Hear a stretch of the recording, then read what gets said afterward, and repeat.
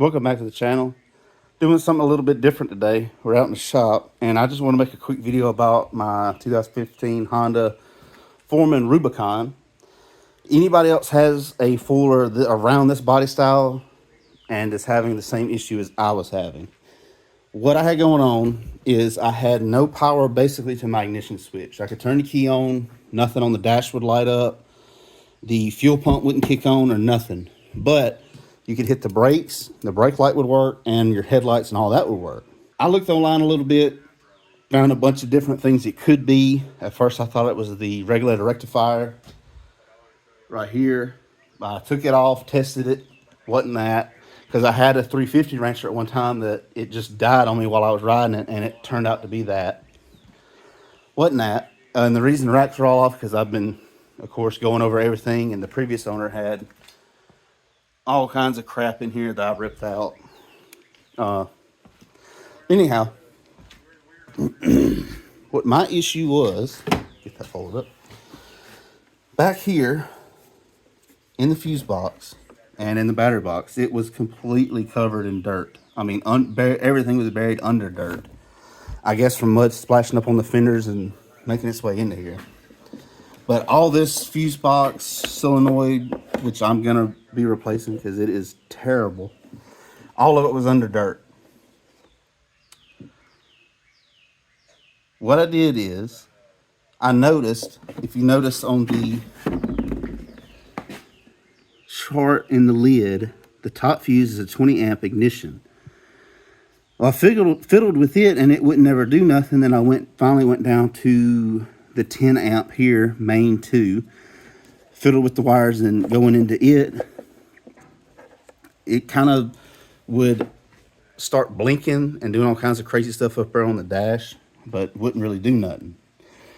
Finally, what I did is I pulled this fuse out, trying to clean them prongs out in there. I'd push it in about halfway and hold it over, and then I'd have power to my ignition switch perfectly. What it turned out to be, I guess, from it sitting in so much dirt for who knows how long, either those have corroded so bad to where they're not connecting with the fuse, or the wires that go into here and connect to those contacts had just wasted away. So to fix it, instead of which I did some looking to get a whole new fuse box. As far as I can tell, the only way to do it is get a whole new wiring harness, and I definitely wasn't going to do that. They're looking about $300 to $400. So what I did is come in here, I just cut the wires going into the fuse box for the ignition port. Went to Walmart, picked up one of these. The Eton, it's just a line with a fuse in it. And it takes the little bitty small like car fuses, just like that. They had some for the bigger one, but I stuck with the small one. The wire's a little bit too big to go to that. I had to use a little bit bigger connector than I wanted to, but I made it work. When I cut the wire that goes into the fuse box, I just cut it a little longer, folded it under, stuck it in there, crimped it in, put some heat shrink on it, and there you go.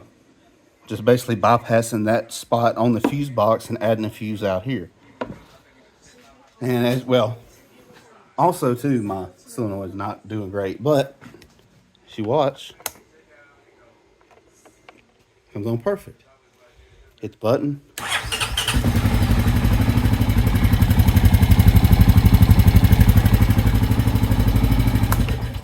Fires right up. So that was my issue. It was a bad contact in the fuse box. Cut the wires, added a fusible line in there, fixed it right up. So if anyone else out there is having that same issue, that could be something to check.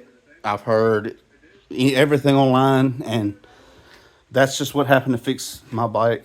So if anyone else is having that same issue, that could be something you want to check out. Thanks for watching, guys. If you want to see anything else on the channel, just holler, let me know. I may start another channel for my Firebirds and stuff, so I'm not sure yet, but yeah, hopefully that'll help somebody out. I'll see you in the next one.